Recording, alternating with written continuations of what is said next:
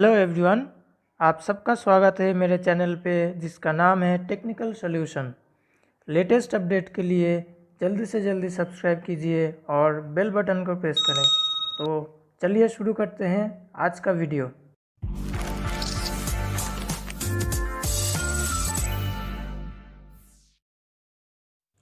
सबसे पहले आप सभी का बहुत बहुत धन्यवाद। आपकी सपोर्ट से ही आज 500 सब्सक्राइबर कंप्लीट हुआ है और आई होप कि आपका सपोर्ट इसी तरह मेरे साथ बरकरार रहेगा।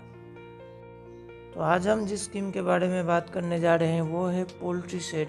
पोल्ट्री शेड एमजी एनआरजीएस में एक आईबीएस या फिर एसएचजी ग्रुप के लिए एक अहम स्कीम है, बहुत ही इम्पोर्टेंट स्कीम है एमजी एनआरजीएस में। तो आइए आज देख लेते हैं कि कैसे हम उसका एस्टिमेट बना सकते हैं। सबसे पहले हम स्कीम के अंदर जाएंगे और डिटेल 1 और डिटेल 2 एज यूजुअल हम फिल करेंगे।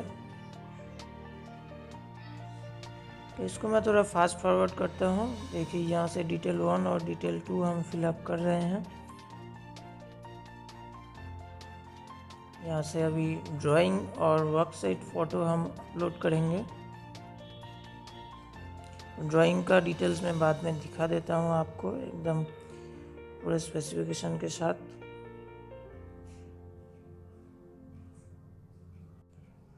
तो अभी ये देख लीजिए जो ड्राइंग है पोल्ट्री सेट का वो मैं आपको दिखाता हूँ। और यहाँ पे आपको एक चीज़ का ध्यान रखना होगा कि एक पोल्ट्री के पीछे आपको कम से कम 2 to 3 स्क्वायर फुट का जो स्पेसिंग आपको देना होगा। मतलब कि एक पोल्ट्री कम से कम 2 से 3 स्क्वायर फीट का जगह ऑक्यूपाई करेगा। तो इसके हिसाब से आपको प्लानिंग करना होगा। तो मैं जो आपको दिखाने वाला हूँ ये 50 पोल्ट्री का जो एस्टिमेट है उसको दिखाने वाला हूँ। तो इसके हिसाब से मैंने लगभग 3 बाई 4.5 मीटर का जो प्लान है मैंने वो बनाया है। और यहाँ पे देखिए जो बेस है, फाउंडेशन है कॉलम्स का वो 0.676 मीटर का है और फाउंडेशन का डेप्थ है 1 मीटर।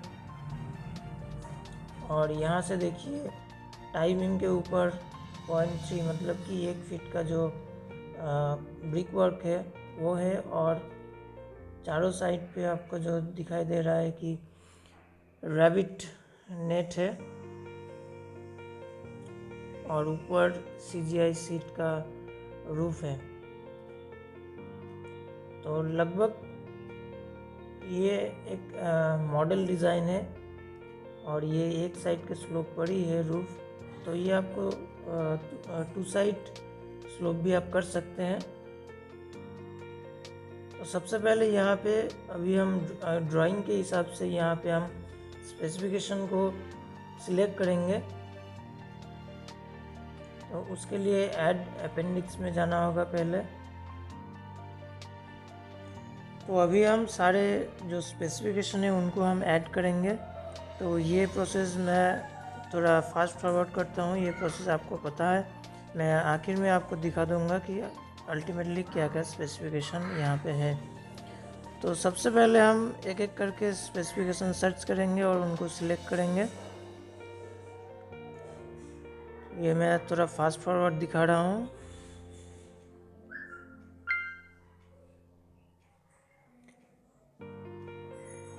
ये प्रोसेस आपको पता है, ये मैंने पहले भी दिखाया है। तो ये आपको ज़रूरत है सिर्फ ये स्पेसिफिकेशन का जो कोड है वो आपको पता होना ज़रूरी है। उसके बाद आपको सेव करना होगा। और अभी देखिए सारे जो स्पेसिफिकेशन है वो यहाँ पे आ चुका है। तो अभी हम एक एक करके इनका मेज़रमेंट पुट करेंगे। सबसे पहले देखिए ऊपर है सोलिंग का स्पेसिफिकेशन, इसका हम मेज़रमेंट देंगे सबसे पहले। तो यहाँ पे क्लिक करके फिर ऐड मेज़रमेंट करेंगे, फिर से ऐड मेज़रमेंट। ये एज यूजुअल प्रोसेस है, ये आपको पता है। और यहाँ पे हम लिखेंगे सोलिंग। फिर यहाँ पे 6 कॉलम से इसलिए नंबर की जगह पे 6 और लेंथ है 0.76, ब्रेथ भी 0.76। और जैसे कि ये स्क्वायर मीटर में है तो इसका डेप्थ नहीं होगा। तो इसको क्लोज करेंगे पहले, और यहाँ पे कॉन्वेंस के लिए देख लेते हैं। यहाँ पे कॉन्वेंस का कोई ऑप्शन नहीं है। तो उसके बाद 125 mm ब्रिक वर्क के लिए देंगे, जैसे कि आपको ड्राइंग में दिखाया था कि टाई बीम के ऊपर और लिंटल के ऊपर ब्रिक वर्क है, तो उसका मेजरमेंट देंगे। सबसे पहले यहाँ पे देखिए नंबर 1 जो पेरीमीटर है 13.5 है, और इसका जो हाइट है 0.3, मतलब कि ये टाई बीम के ऊपर वाला हिस्सा है। और ये वाला हिस्सा सेकेंड पार्ट में जो है ये है आपका जो लिंटल के ऊपर जो ट्रायंगुलर शेप का जो ब्रिक वर्क होगा उसका यहाँ पे हाइट 0.435 है, मतलब कि 0.87 का जो हाफ है, मतलब कि एवरेज हाइट हम दे रहे हैं।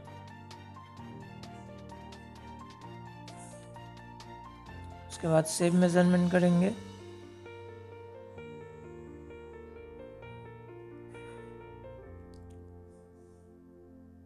फिर सीमेंट कंक्रीट का जो मेजरमेंट है उसको देंगे, लेकिन उससे पहले ऐड कन्वेंस करेंगे। यहाँ पे 15 किलोमीटर डिस्टेंस में दे रहा हूँ। उसके बाद सेव कन्वेंस, फिर ऐड मेजरमेंट पे हम क्लिक करेंगे।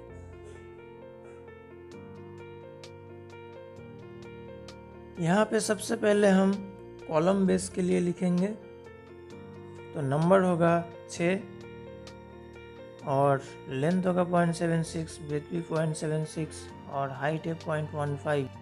सेकेंड पार्ट है जो कॉलम हांच है, मतलब कि ट्रापेजोइडल शेप है, उसके लिए तो नंबर होगा 6 और लेंथ होगा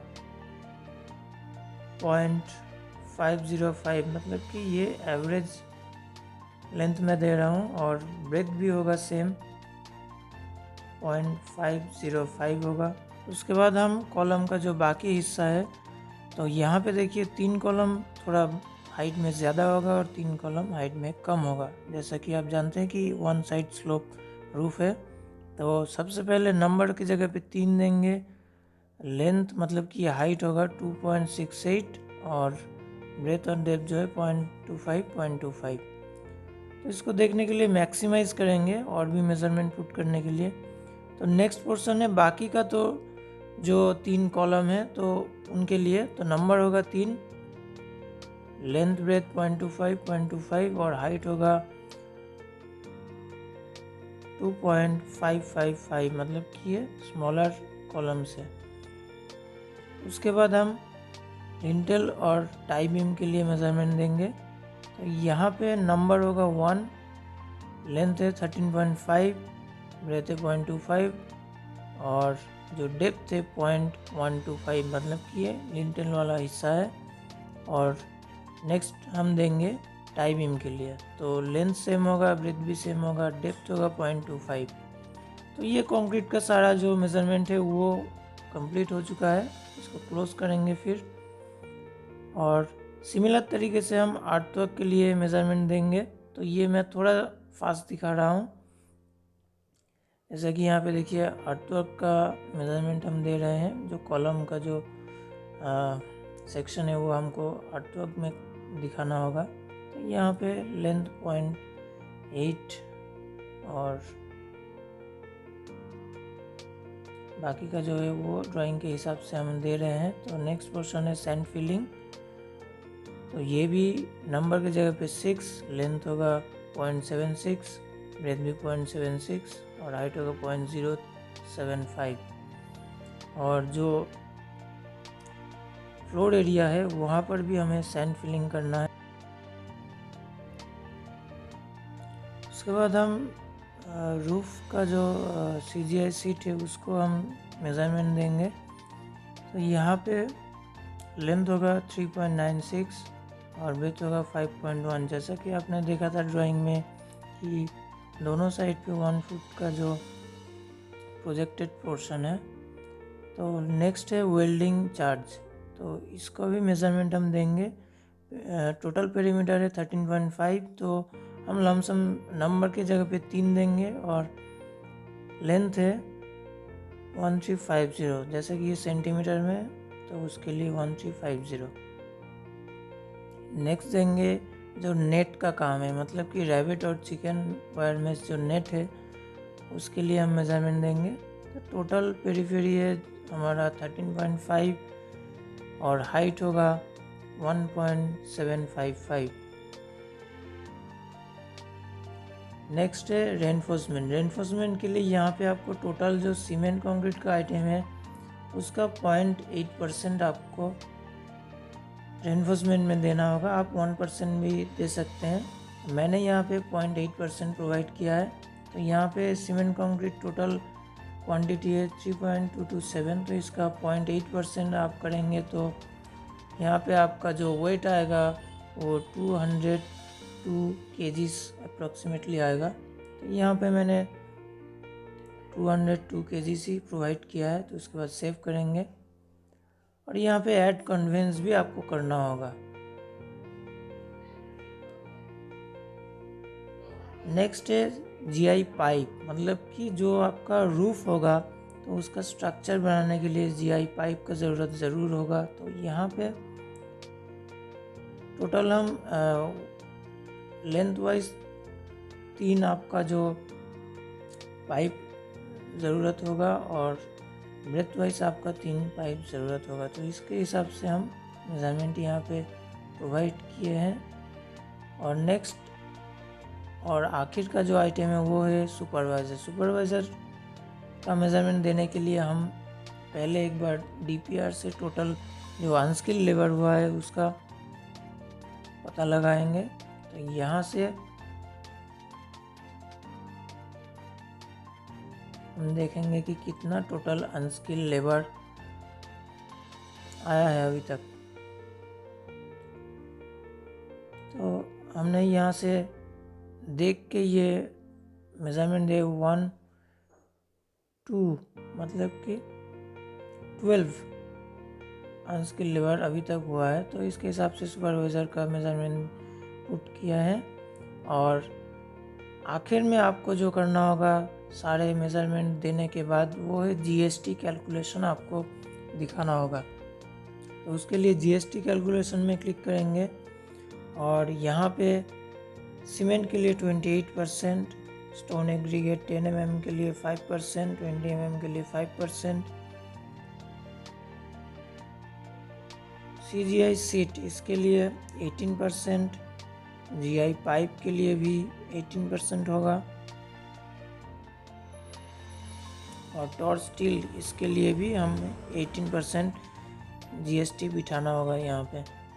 तो ये सारे काम हो जाने के बाद देखिए आपका एस्टिमेट पूरा कंप्लीट हो चुका है। और अभी एक काम बाकी है, वो है डिस्प्ले बोर्ड ऐड करना होगा आपको। तो यहाँ से फिर से हमें ऐड अपेंडिक्स में जाना होगा और यहाँ से लम सम में सिलेक्ट करेंगे डिस्प्ले बोर्ड और यहाँ पे अमाउंट देंगे 4000। तो देखिए ये आपका एस्टिमेट जो है वो कंप्लीट हो चुका है। अभी आप इसको फॉरवर्ड कर सकते हैं अप्रूवल के लिए।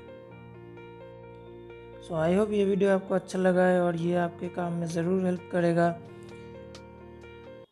जाने से पहले और एक बार रिक्वेस्ट करूँगा कि अगर आप मेरे चैनल पर नए हो तो इसको ज़रूर सब्सक्राइब कीजिए। तो चलिए मिलते हैं मेरे अगले वीडियो में।